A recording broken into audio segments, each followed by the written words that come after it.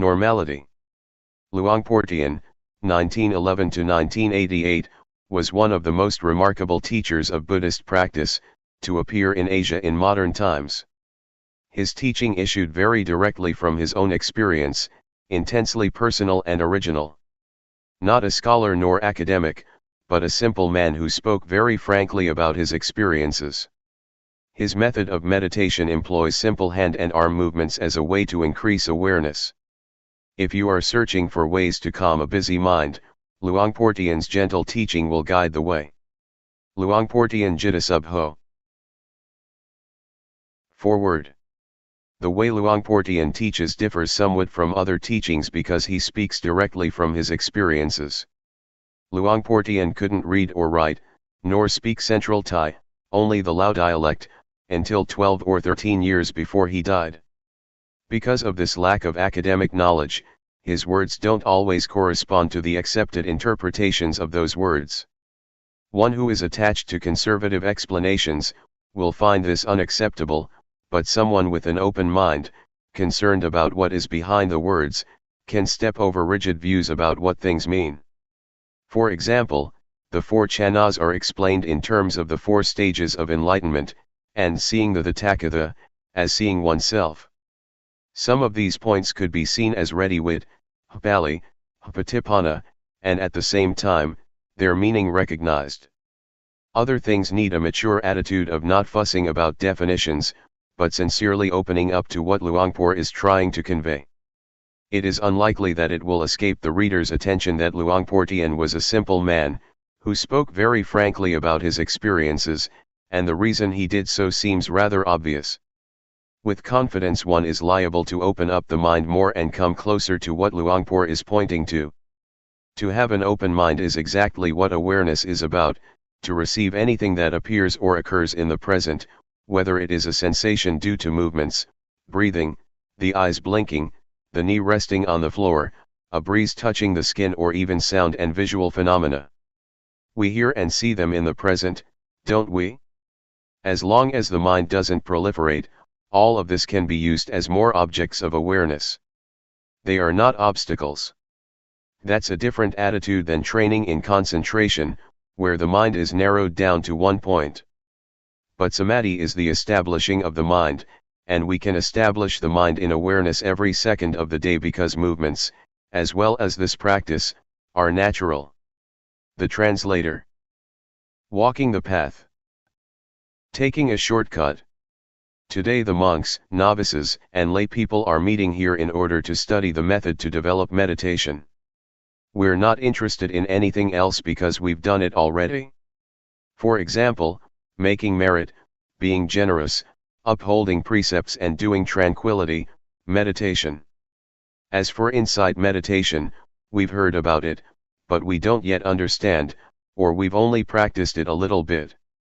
Therefore, before we start practicing insight meditation, we have to rely on listening and reading from scriptures before we understand what tranquility meditation is and what insight meditation is.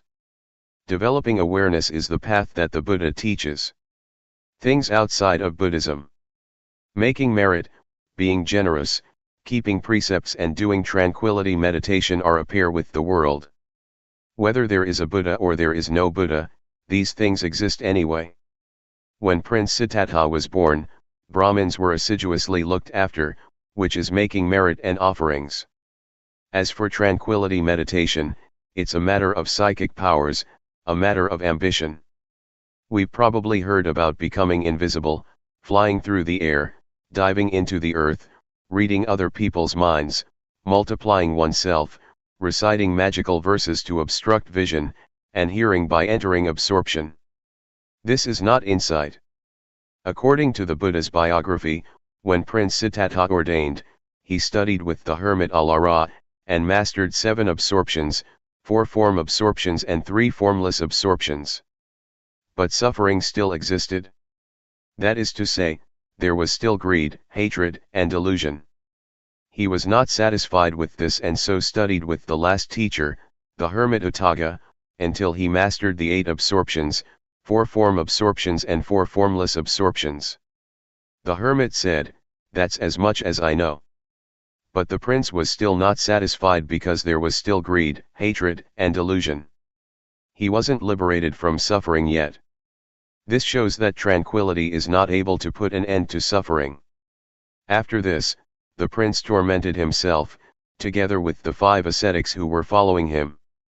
He fasted until his body was so thin that it was just skin over his bones, and he held his breath. But even after doing all this, greed, hatred, delusion, satisfaction and dissatisfaction still persisted. There were still defilements. Things inside Buddhism. So the prince gave up those methods and started to eat fruit. Because of this, the 5 disciples avoided and eventually left him, so he practiced by himself. Having eaten some rice offered by Miss Suchata, his body recovered strength. He reflected on the various methods that he had been practicing but which were not capable of shaking off the defilements. He still had troubles and suffering. So the prince turned around and looked at his mind and was, at last, successful.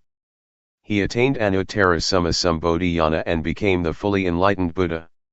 He was able to conquer all the defilements and to extinguish suffering, leaving only coolness. His body was back to normal and his mind was free of suffering at last. He lived with and enjoyed the happiness of awareness and wisdom. Having attained this, the Buddha shrank back from teaching, reflecting that this practice was profound, and it would be hard to understand. So it can be taken that mind development is something difficult to do, and that this is what Buddhist teaching is about. As for making merit, being generous, keeping precepts, and doing tranquility meditation, it is not the teaching of the Buddha, but a teaching of teachers at large. Teachings outside of Buddhism. There were many sects in India. Some sects taught to lie roasting on fire so that defilements would dry up, some taught to lie on thorns to endure through the pain and torment that resulted from that, in order to get rid of defilements. Some sects ought to give up everything including clothes, a practice known as naked asceticism, so as to induce the feeling that there is no self, no shame. It was believed that defilements would be dissolved that way. Altogether, there were many sects, but none of them could eliminate the defilements. This matter can easily be proven, as it is said that lying roasting on fire and drinking hot water will result in the heat burning off the defilements. In the old days, in the villages, when a woman gave birth, she would be laid down roasting above a fire and given hot water to drink. But the woman would still have defilements, showing that this sect did not achieve results. As for the sect that would have its followers give up everything and go naked, just look at a baby not wearing clothes. It still has moods and feelings. As soon as someone talks nicely, it laughs. And when someone scolds, it cries, whether naked or clothed. This shows that defilements are not in the body, they are in the mind. Therefore, to practice Dhamma we have to practice at the mind. I will tell you so you'll understand, because I have been doing this, repeating a mantra such as Bhud, though, Samat Arahant, rising falling, counting, 1, 2, 3 with these methods, one has to sit with the eyes closed and repeat a word while watching the breath, for example, saying Bhud, with the in-breath, and though, with the out-breath. I've done quite a lot of this, but there was still satisfaction and dissatisfaction, greed, hatred, and delusion didn't diminish. This kind of practice is called tranquility meditation. Tranquility meditation is not more than a means to make the mind peaceful, but it is peace under the influence of delusion. It's just like putting a rock on top of grass. As long as the rock is on top of the grass can't grow, but when the rock is removed, the grass grows just as before, or maybe even more vigorously than before. It is true that there is no lopa, dosa, and moha when we're sitting alone, with the eyes closed, but as soon as we go back into society, like and dislike are born again. This is how it is. Going off to stay in a cave in a forest or the mountains cannot extinguish suffering, just because of going to stay there. At first, I did it like that also. The teachings inside Buddhism. The word Vipassana translates as realizing and truly seeing. Seeing what? Seeing impermanence, instability, and non-selfhood. When having insight, one views things differently than before. It is a transcendency. When we don't yet see clearly nor truly know, then acting, speaking, and thinking are as before. It is not yet Vipassana. But when we feel differently than before, that is, greed, hatred and delusion decrease, it can be called Vipassana. A handful of leaves, awareness. To practice insight meditation, the Buddha teaches us to develop 4 foundations of awareness, namely 1. Gayanupassana Satipatthana, that is, to meditate on the body, in the body, and see according to actuality, that this body is only just a body, it's not a being, an individual, nor a self. It is neither me nor it. 2. Vedananupassana Satipatthana, to meditate on the feelings, and see according to actuality, that these feelings are only just feelings, they are not a being, an individual, nor a self. They are neither me nor them. 3. Jittanupassana Satipatthana, to meditate on the mind, in the mind, and see according to actuality, that this mind is only just mind, it is not a being, an individual, nor a self. It is neither me nor it. 4. Dhammanupassana Satipatthana, to meditate on the mental objects, in the mental objects, and see according to actuality, that these mental objects are only just mental objects. They are not a being, an individual, nor a self. They are neither me nor them. The teachings of the Buddha are many, I'm not able to describe all of it. We've probably heard that at one time our Buddha was walking with a number of monks in the forest. Seeing fallen leaves scattered around, the Buddha picked up a handful of leaves and asked those bhikkhus, monks, which is more, the leaves in my hand or all the leaves in the forest? The bhikkhus answered, the leaves in the forest are more than those in your hand, so much so that they cannot be compared. The Buddha then taught that the knowledge and understanding that the Buddha had studied was comparable to the leaves in the forest, and the knowledge that he taught us was comparable to a handful of leaves. The leaves in the forest stand for making merit, generosity, keeping precepts, and developing tranquility meditation, and the handful of leaves for insight meditation. However, to do Vipassana we have to study through listening and reading at first, before we start practicing. Otherwise we'll waste a lot of time gathering all the leaves in the forest. The practice of Vipassana that the Buddha teaches, though developing the 4 Satipatthana, means learning to be aware. The Buddha said that there are 2 things that are of great assistance, namely, first, sati, to recollect or not forget that there is the body, that there are movements, that there are feelings, that there is mind or that there are mental objects. Before doing or thinking anything, know it with awareness. And second, sampajanya, to realize, the moment we're thinking something, to realize it fully. Sati sampajanya, when using ordinary language, just means to wake up, to awaken, to feel oneself all the time. Developing awareness gives rise to wisdom. Talking from experience, it is not necessary to sit with the eyes closed in order to develop awareness. I've done the method of sitting with closed eyes, and wisdom didn't arise. But doing the new method, my method, wisdom did arise, and I got the feeling that is in accordance with the texts.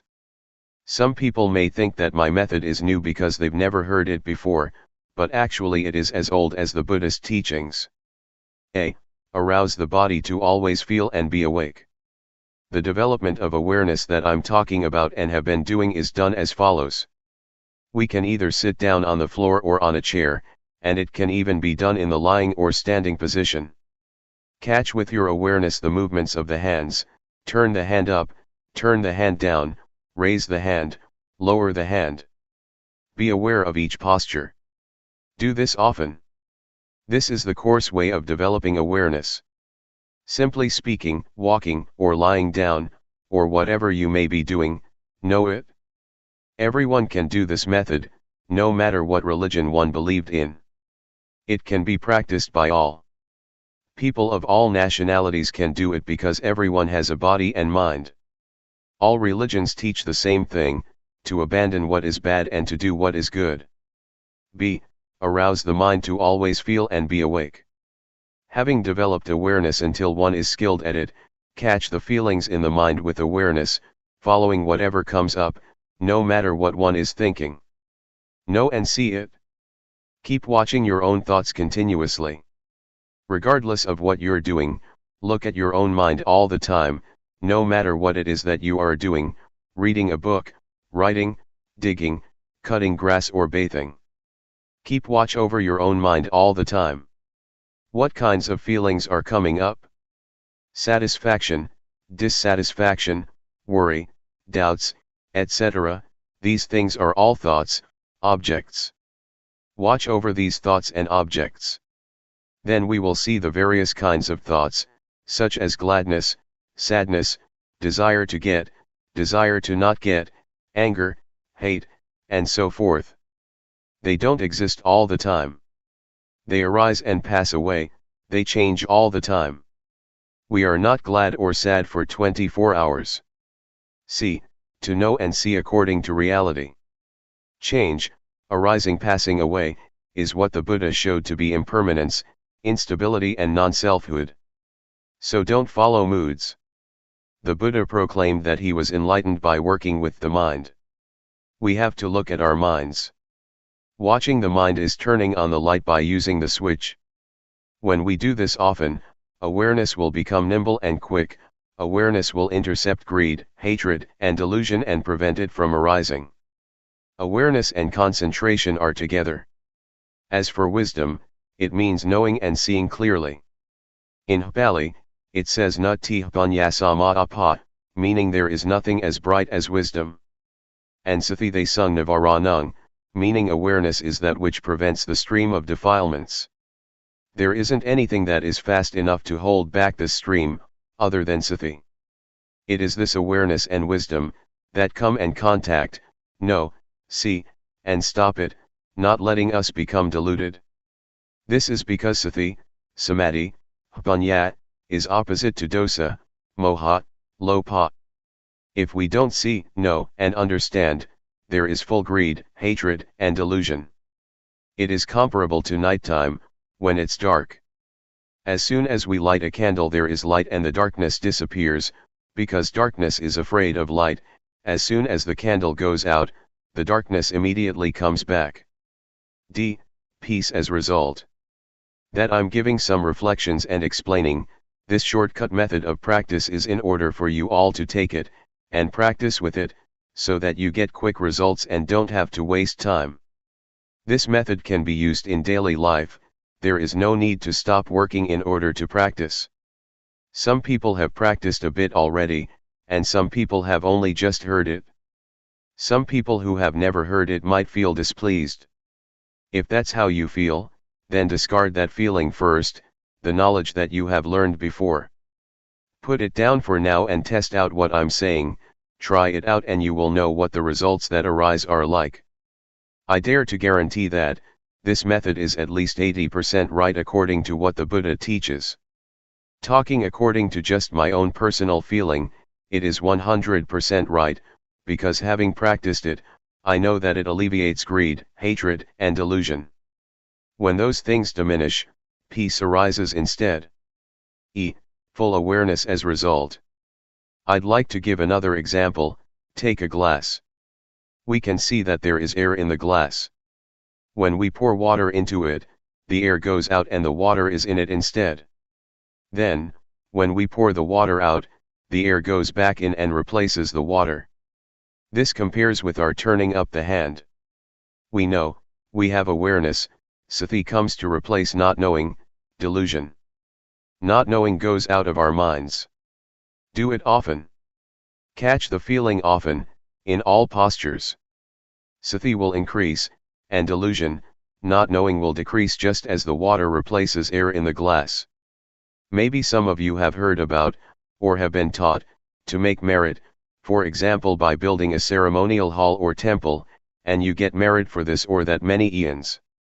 And you've probably heard that, 100 years on earth equals one year in heaven.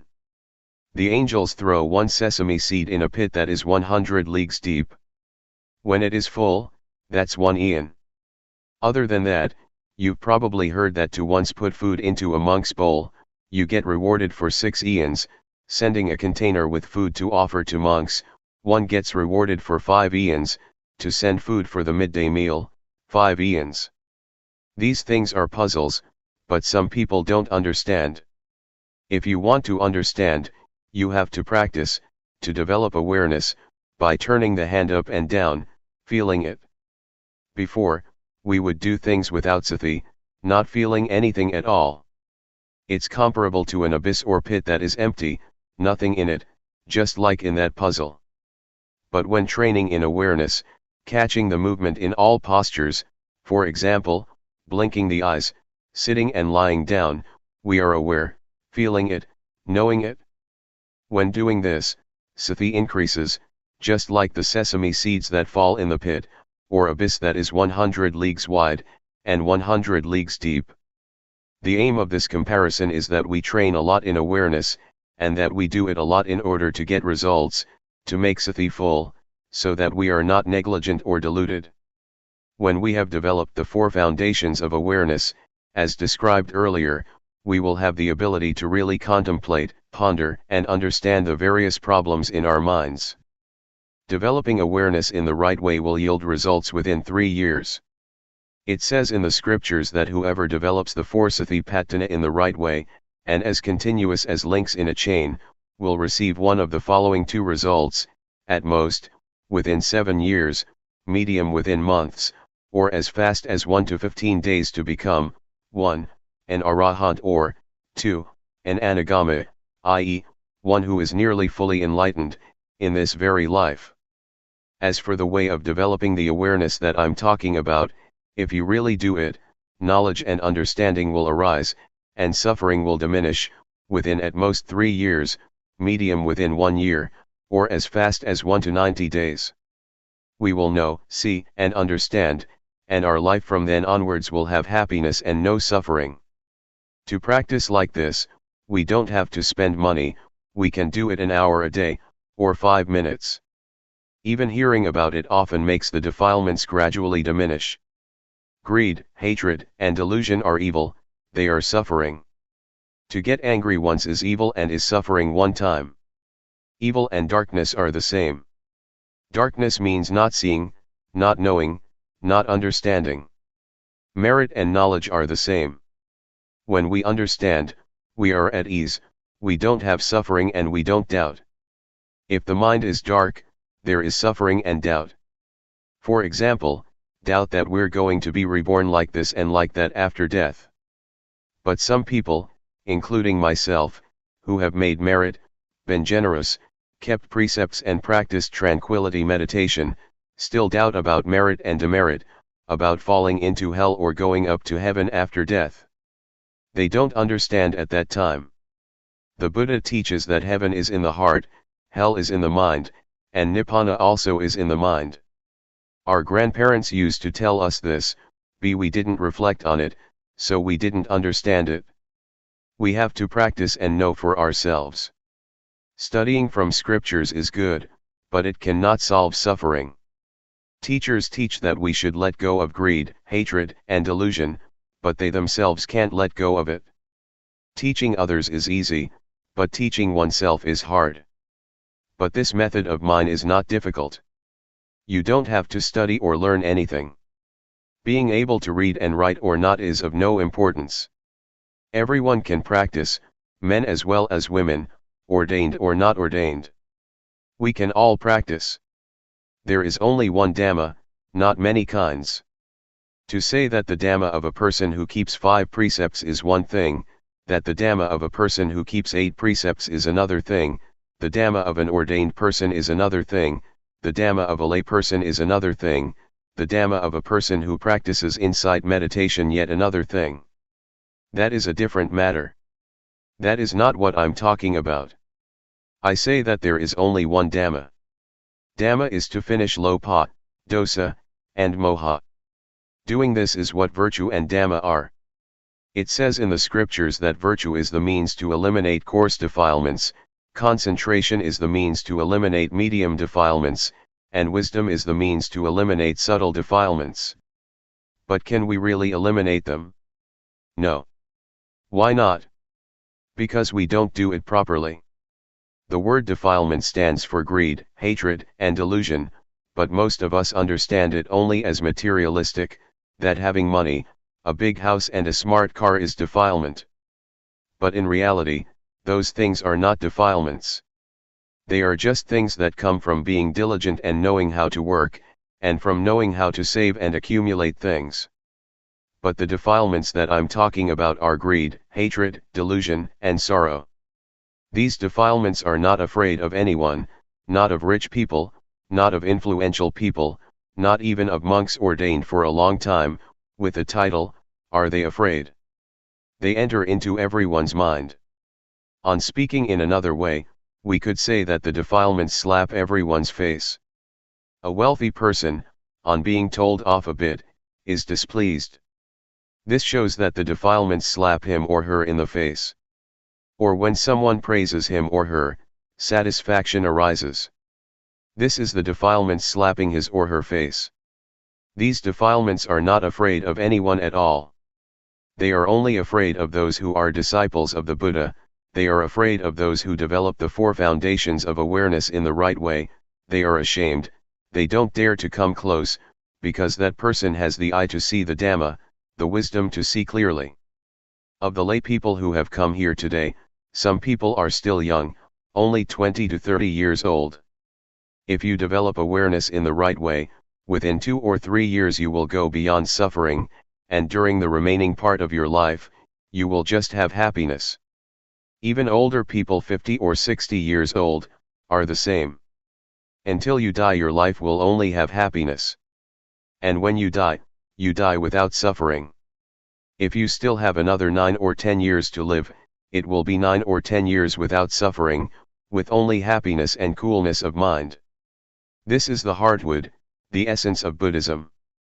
The word Buddha means the one who knows, the awakened one who is joyful with Dhamma. I have shared some of my reflections and understanding. It is a shortcut to practicing Vipassana. It is instantaneous. Having listened, please practice with every breath, no matter where you are, whatever work you are engaged in. You can practice while washing clothes, doing the dishes, sweeping up, or working in the field. Vipassana is wisdom, it is life, it is virtue, it is the Dhamma, it is everything. It is the real life, it is the real Dhamma. May you understand it like this. Summary of the shortcut. I'll give you a few small reflections. 1. To be diligent in developing awareness in all postures, turn the hand up, turn the hand down, raise the hand, lower the hand, walk back and forth, lean to the right and the left, blink the eyes, open the mouth, swallow saliva, breath in and out, fully feeling yourself doing it. This is called having sati. It is equal to throwing sesame seeds into the abyss. When awareness is complete, wisdom arises to really know and see the following matters: rupa, nama, rupa doing, nama doing, rupa disease, nama disease, knowing instability, impermanence and non-selfhood, knowing convention, knowing religion, knowing Buddhism, knowing evil, knowing merit. Really knowing. These are objects to know with real awareness and wisdom. 2. Next, to work with the mind, look at the mind with awareness. Whatever the mind thinks, immediately know it and conquer it. When we immediately know and conquer thought, this is called working with the mind. 3.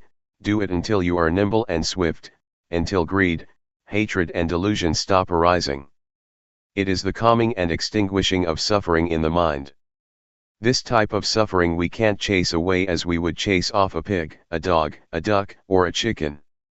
We must depend on the development of awareness, and see our minds in order to deal with these types of defilements. If we don't see our minds, we will be empty, similar to a pit or abyss that is never full.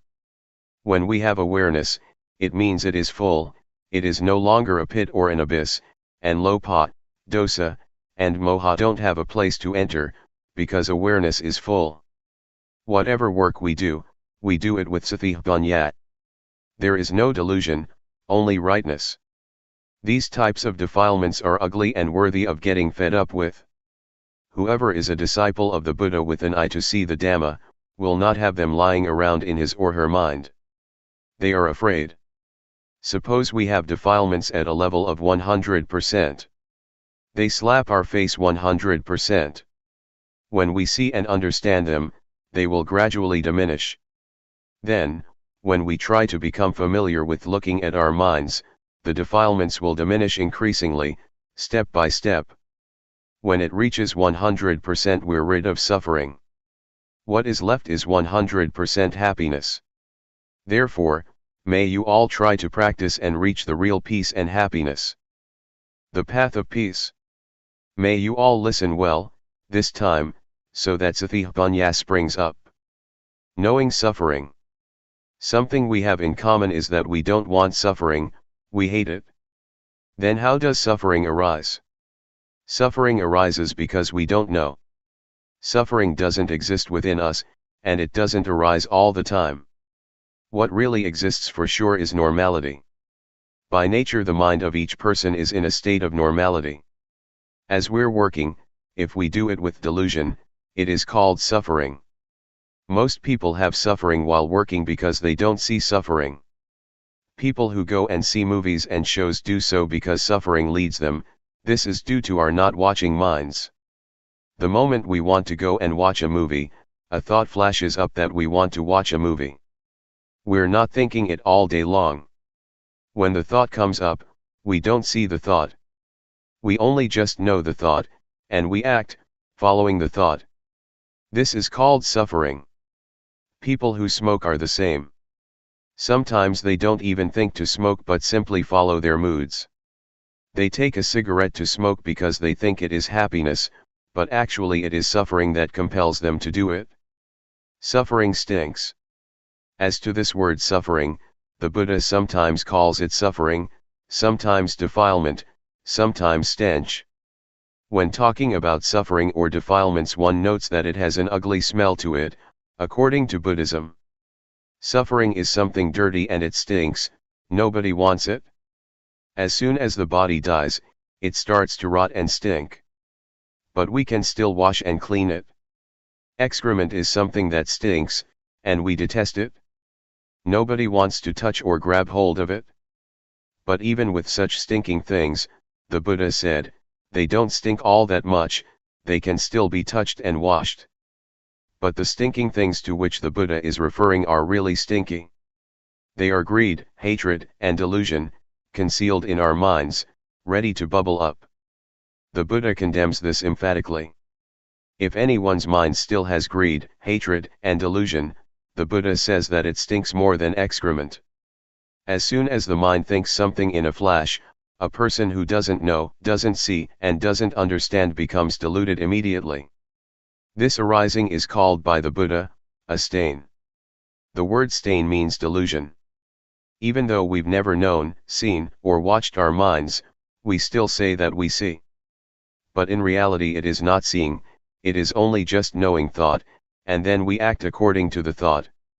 When we say to see, it should mean that we see defilements. That is, we see that either there is greed, hatred, or delusion mixed up in thought, or there is not. To see like this, we have to practice Dhamma first. Practicing Dhamma. Vipassana.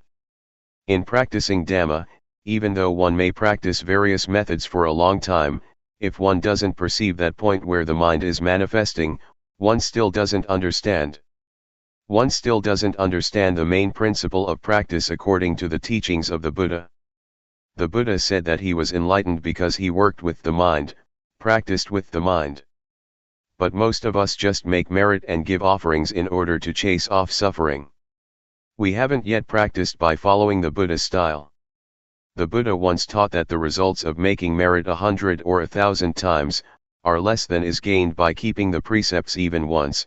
The results of keeping precepts 100 or 1,000 times are less than making the mind peaceful through practicing tranquility meditation once, and the results of making the mind peaceful through practicing tranquility meditation 100 or 1,000 times are less than practicing insight meditation once. What does insight mean? Insight means to clearly and truly see in a way that is different from one's original way of seeing. Different because the original way of seeing is a state that doesn't know, see, and understand clearly. Briefly stated, the mind is muddled up. Doing Vipassana means to be aware. Being aware is very fruitful. The Buddha practiced Dhamma through being aware, and so became enlightened. Peace. Most of us understand that in order to be an arahant, we have to do tranquility meditation and make the mind peaceful. In reality, there are two kinds of peace, namely, peace that is like being inside a cave, and peace that is like being outside a cave. Peace inside a cave means it is just as though we're in a cave or we're in a dark room. When we light a fire, the darkness disappears and light come to take its place, but as soon as the fire goes out, the darkness come back again. Even when we've made a fire and there's light, we're still in the cave and we still can't see the shape of the cave. We only just see certain things inside the cave. Peace inside a cave is therefore called peace under the influence of moha, a not knowing kind of peace, or even a not wanting to know kind of peace. That some people go and sit to make their minds peaceful, understanding that they're developing insight, this is so, but it's a diluted kind of truth. As for peace outside a cave, it's just like being outside a cave, but it's not dark. There's no need to make a fire, and we're able to know and see what the shape of the cave is like. This may be likened to peace that is without delusion, i.e., peace due to the absence of defilements. There is no lopa, dosa, or moha. In order to achieve this kind of peace, we have to realize and truly see first. Seeing truly and clearly is called insight. Insight is to realize and truly see according to reality. Peace outside the cave is therefore called a knowing kind of peace. One is peaceful because one knows. I want to shake up and warn all of you that developing insight has many obstacles. If we don't know, we'll go wrong, but when we see, know, and understand, we can solve the problems. The first obstacle. The first obstacle in developing Vipassana can appear when we make movements with the body, and sati is aware of it. Wisdom arises in the mind that knows reality as it really is. That is, it knows rupa, nama, it knows instability, impermanence and non-selfhood, it knows convention, it knows religion, knows Buddhism, knows evil and knows merit. This is wisdom knowing through Vipassana. But it's only just the outer bark of Vipassana, still not able to deal with suffering. It is just knowing in knowing, it is knowing through thought, knowing the scriptures. It is defilement due to Vipassana. The obstacle is that when this kind of knowledge arises, we get buried in it, a kind of knowledge that is still similar to being inside a cave. Therefore, next we must try and find a method to get out of the cave, to pull ourselves out of that knowledge, gradually, by watching our thoughts. As soon as a thought flashes up, know, see, and understand that it has come up. This is practicing Dhamma a little bit deeper. Ordinarily, a tree has an outer bark. When one removes the outer bark, he reaches the layer with the nourishing sap inside. Removing that layer, one reaches the white wood. Removing that, one comes to the hardwood. Buddhism is the same. Knowing rupanama, evil and merit is also knowledge, but it is outer knowledge, enough to deal with suffering on one level, such as not being foolish by believing in auspicious things and lucky omens, or in ghosts and angels. But when one is in such a state, greed, hatred, and delusion are still there, because one doesn't know the origin or source of it. To solve this problem, to know the origin of the arising of greed, hatred, and delusion, We must watch our minds, like a cat that waits for a chance to grab a mouse. As soon as a thought comes up in the mind, look at it and fix on it so that it is known in time. A thought comes. Whack, cut it off straight away. Another one, whack, cut it off right there. Do this often. Thoughts will thereby decrease and awareness will increase. Just as with the positive and the negative. When there is more of the positive, the negative lessens. We start off never having seen thought, thinking 100 things and never seeing a single thought. But when we are watching like this, we catch it once and cut it off. The remaining thoughts are less than 100 now and will steadily decrease step by step, as long as we keep at it. We keep gazing like this, a thought comes, we cut it off, another one arises, we drop it. When we think 100 thoughts and we know 95 of them, it shows that we have a lot of awareness. Just 5 thoughts left that we can't keep up with. Right here is where we have to put forth effort, watch thought but don't be caught up in the thought. When we know and see all the 100 thoughts, keep up with every thought every time, it is equal to knowing and seeing exactly where greed, hatred, and delusion are born. We have to throw them off so that defilements are unable to arise. This is called to keep abreast by knowing, to know in time. Knowing how to prevent, knowing how to solve. This is where we're able to deal with lopa, dosa, and moha.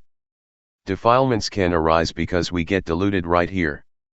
We don't know that their origin is right here.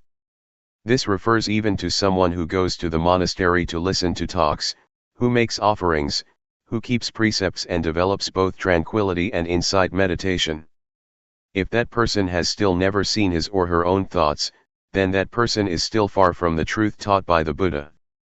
Contrariwise, even if a person has never gone to a monastery to listen to the Dhamma, has never made offerings or kept precepts, but is always aware of what his or her mind is thinking, that person equals with knowing. He keeps abreast of thoughts, knows how to prevent, knows how to solve and knows how to conquer every time. That person is close to the truth, the Dhamma taught by the Buddha. Have you ever heard of the Buddha having taught that the Dhamma exists already? But there is nobody with discernment who can dig it up and find it, so it stays undiscovered. Because it is undiscovered, people make merit, give offerings, keep precepts, and do samatha meditation in order to develop good habits. So we believe that it is meritorious and wholesome to accumulate those things for the next life or for the future. This is wrong understanding. The Buddha didn't teach like this. The Buddha taught us to see our own minds. We have heard the story of the monk Wakali, who was attached to the Buddha's body and never looked at his own mind. When he was corrected by the Buddha, he became so upset that he was going to jump from a cliff and die. The Buddha stopped him and taught him that it is difficult to get born as a human being. And it's very rare for a human being to have an opportunity to listen to the Dhamma from a noble person. The Buddha said further that his body was just material. After his death it would rot and stink. That is not the Buddha. The real Buddha can be found within the monk Wakali. It is the Dhamma that is present in all people, that is, cleanliness, brightness and peace, which is the Buddha. The Buddha proclaimed, "Whoever sees the Dhamma, sees me. Whoever doesn't see the Dhamma, doesn't see me, even when taking hold of my robe or my finger." The monk Wakali woke up and started to work with the mind, and he saw his own thinking. Seeing the Dhamma. I would like to remind you once more that the word Dhamma refers to our seeing, our own minds at the moment that we are acting, talking or thinking. This is what is called seeing the Dhamma. I dare to insist that the very life of the Dhamma exists in all people without exception, no matter whether you are a man or a woman, a monk or a novice, no matter what nationality you may have, whatever language you may speak of, whatever clothes you may wear. It's all the same. The Dhamma is the actions of body, speech, and mind. Actions of the body other people can see, actions of speech others can hear, but actions of the mind others are not able to see. You can only see them yourself. For this reason, the monk Wakali felt at ease viewing it like this. Whether he saw the body of the Buddha or not, he would feel at ease because he saw the real Buddha, that is, really seeing according to reality, an ability that exists in everyone. The Buddha once described seeing in this way, with flowers, black, red, white, or whatever color, they are all ready to bloom when touched by sunshine. That I'm giving you these reflections right now is the same. Anyone can apply them in daily life, whether man or woman, whatever clothes he or she may be wearing, whatever religion is upheld. It can be used by everyone in the same way, because we all have a body and mind. When one sees one's own mind at the moment that it thinks, this indicates that one sees one's own mind at the origin or source of thought. The Buddha points to thought, which must be watched with awareness, as one must not get caught up in the thoughts. Whoever sees this, he or she is called by the Buddha a flower that is ready to bloom when the sun shines. The word sunshine refers to the teachings of the Buddha that direct us to practice with the mind. Whatever work you do, control your thoughts with awareness. Some people don't do it yet, because they're not interested. But when we are interested, when we are suffering, we must be ready to do it. There are 84,000 teachings in Buddhism. They are not for reciting and for performing ceremonies. That was not the Buddha's intention. The Buddha's teachings have nothing at all to do with superstition. They are to be practiced only in order to solve the suffering of the mind. Some people might agree that without ceremonies and rituals Buddhism can't extinguish suffering. This fails to understand the meaning in the right way. We've heard that in the time of the Buddha, when he would expound the Dhamma to people, there were many people, who would open the eye to see the Dhamma and enter the stream of Nibbana, from the first stage of enlightenment upwards by the time the discourse was finished. They didn't have to perform rites and rituals other than working with the mind, as the Buddha indicated. Wherever we explain the Dhamma, if we don't make this point, our words are a stain. Why are they a stain? They are a stain because we don't indicate the way that people who are interested in the Dhamma must practice, in order to free oneself from suffering and defilements. And they are a stain because we thereby abandon these effective teachings. Therefore, may you all try to understand this point without fail. If we don't practice according to this important teaching, then we fail to understand the teaching of the Buddha. The second obstacle. The second obstacle in developing insight is that when we begin to understand and see this point, we are able to destroy greed, hatred, and delusion to some extent, but at the same time, joy is lying concealed within it. The Buddha says this is still not right. Joy is darkness, but it is white darkness. Joy is due to our satisfaction and pride that we can do it. White darkness is frightening because it is hard to see. Black darkness is easy to see because it is dark. Being caught up in joy is to see wrong as right, because as soon as we can destroy some defilements, we don't watch at the point where the defilements are destroyed, but we get sucked into the point where joy arises. Therefore joy is an obstacle in attaining higher stages to Nibbana. Being caught up in joy is equal to being caught up in thinking. A thought comes up and we get caught up in the thought, so we don't see the thought. When we get caught up in joy, we don't see joy, and we're just content with joy. Because of this, the Buddha teaches us to pull ourselves out of the thought that we're thinking, to stand outside of it. Then we will see our thoughts. People who still don't know and see their thoughts say just the same, that they know thought. But in reality they don't understand that thoughts come up continuously, and they get caught up in them. Those who have joy or are attached to the peace of tranquility meditation are the same. They are caught up in peacefulness, don't know that peace is delusion, and thus get caught up in peace. It is comparable to someone who doesn't know how to turn on the light. He or she turns the light bulb. No light appears.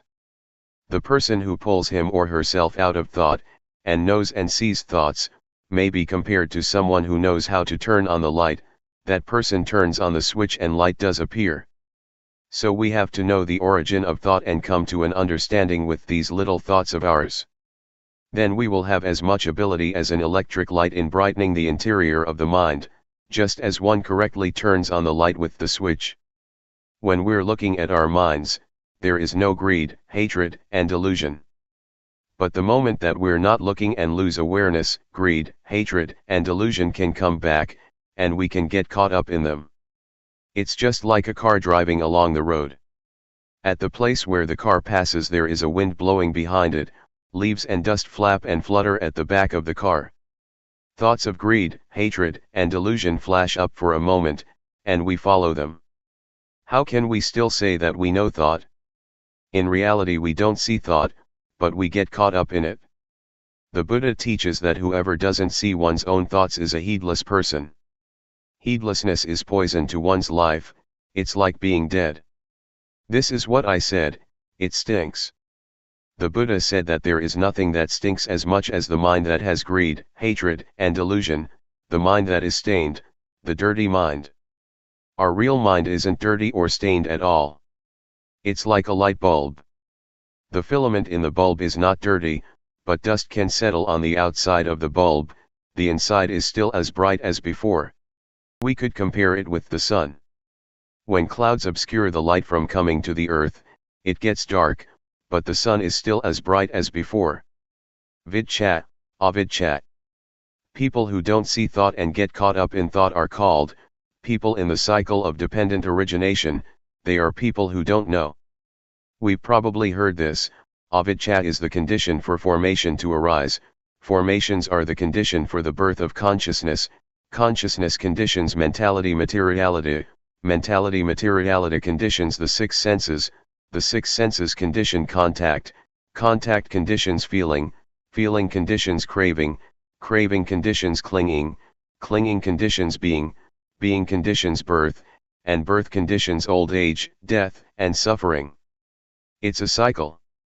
Avidchat translates as not knowing, we say that we know, but we don't see our minds. Instead we get caught up in thought. As for the word vidchat, it means knowing, seeing one's own thoughts. A thought comes up, we see it, and it stops. It's like a cat and a mouse. If we don't have a cat at home, the mice are not afraid, but when we have a cat, it will catch the mice as soon as they show their faces. The mice die of shock when they get caught. They can die even though the cat doesn't bite. They have such shock, never been caught by a cat before. This is similar to our fixing on thoughts in our minds. When a thought comes, we know it in time, and it immediately stops, comes to a halt, can't concoct any further. This is called vidchat, knowing, to know in time, knowing how to prevent, knowing how to solve and knowing how to conquer, just like a cat and a mouse. If we don't reflect on the teachings of the Buddha, we don't understand them, and we argue and debate about the teachings, competing with each other. This is not right. Someone who has studied the teaching, and employs that knowledge as a tool for killing defilement, or dealing with suffering is doing it right, according to the Buddha's intention. These days, we study the Buddhist scriptures until we have degrees, up to the 9th level. Some may look at their own thoughts, but some never watch their minds at all. Whoever has studied but never seen his or her own thoughts, says the Buddha, are like a termite that makes holes and eats books.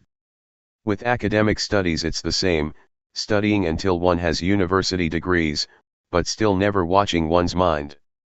Such persons know about other people but don't know and see themselves. These people are not considered wise in Buddhism because their knowledge is only of use in an academic way, but is not useful spiritually. When we have a university degree we should deal with our minds also, that is, eliminate defilements, the coarse ones as well as the medium and subtle ones. Going against the stream of thought. We've all probably heard that the Buddha at one time practiced by tormenting himself, but saw that that method was wrong and stopped it. After that, he partook of food offered by a lady named Suchata. The Buddha asked her, "Do you offer just the food or is the tray included as well?" She answered that all was offered. Having finished the meal, the Buddha took the tray to the bank of the river and made the following resolution: if he would be enlightened, may the tray placed on the water flow against the current. This is not a true story, it's an illustration and has meaning on the level of the mind. The tray is the mind, the water represents the defilements, and the Buddha working with the mind is the action of going against the stream. The Buddha didn't let his mind follow the defilements. The current of the water is the current of thought.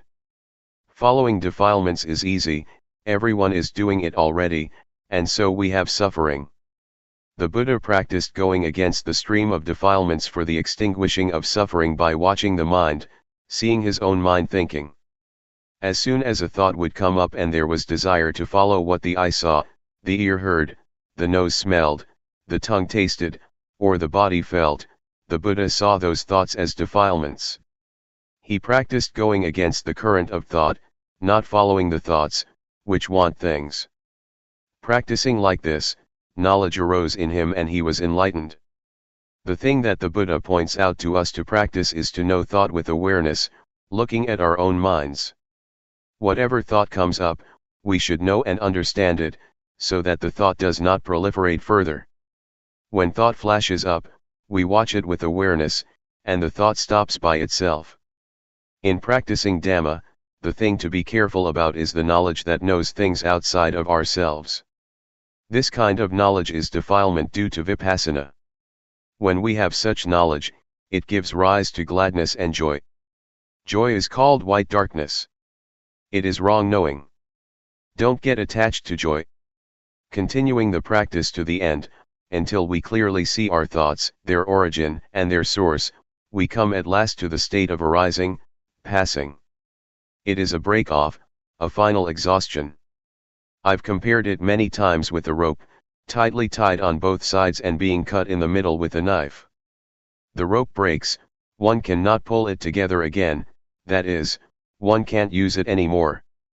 The 12 senses are similar, on seeing a form with the eye, on hearing a sound with the ear, etc., let there only just be seeing and hearing and so on. Don't concoct it into beautiful or ugly, good or bad, pleasing or displeasing sound, the sound of a woman, the sound of a man, etc. Just simply see or hear neutrally. But these are still mere words. In practice, we have to look and see and break them apart. When they are broken, there is not more concocting, the senses are not able to reach each other anymore. Cleanliness, brightness, and peace. Our minds are already clean, bright and peaceful. Clean means not dirty, because there are no defilements. Bright means there is wisdom, seeing our minds, or life. Peaceful means having stopped, there is no longer anything further to add. Summary. At this point, I'll summarize the principles of practice. First, the first stage is to catch the movements of the body in all the postures. When we can catch them, we will know the convention that we can see with our eyes and touch with our hands. This is objective, external. Second, having practiced the first stage, a little bit of knowledge arises, it is called defilements due to Vipassana. It is important to avoid this, not being too glad with the knowing, and continuing to watch the mind. When we see, know, and understand our minds penetratingly, greed, hatred and delusion will be destroyed to some extent. Third, when greed, hatred, and delusion have gone down a bit, we'll feel joyfulness. When joy arises, fix on it, but don't be caught up in joy. We have to pull ourselves out of it. Keep watching the mind. At this stage, wisdom knowledge will appear that destroys or diminishes clinging and grasping. Fourth, when attachment has decreased, one will see, know, and understand normality. The body is normal, speech is normal, and the mind is normal. This normality is called virtue concentration wisdom. Fifth, when seeing the state of arising passing, if one doesn't understand it, one will hold an abnormal view, but if one is fully aware, practice reaches its end. Therefore, I encourage you to try to practice until you meet with your own thoughts and are able to pull yourself out of them. Stages of practice. Determine to listen well, all lay people and monastic friends. When you determine to pay attention, you'll be able to remember. It is called knowing through memory and comprehension. From that, we study or practice to realize and truly know, or we have knowledge coming from our own vision and experience. Most people don't yet know and understand from studying and practicing, they only know how to make merit, to be generous, to keep precepts and to do tranquility meditation.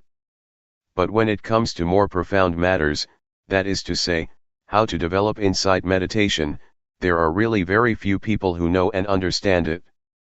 With Vipassana it is usually a specific case, a specific individual, who knows and teaches it. Because of this, people are lazy and don't want to practice. As far as practice goes, they only know tranquility meditation, which they think is the same as doing Vipassana. This is because they still don't realize and really know. Their knowledge comes only through memory and comprehension. So, we make ourselves peaceful, but we don't understand clearly that there are two kinds of peace, namely peace under the influence of delusion, and peace due to awareness and wisdom.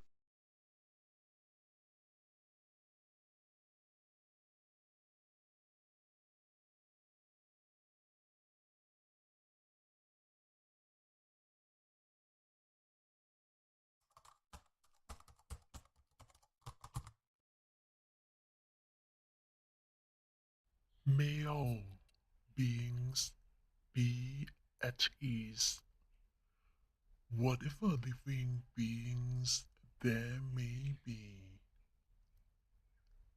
whether they are weak or strong, omitting none, the great or the mighty, medium, short or small, the seen and the unseen, those living near and far away, those born and to be born. May all beings be at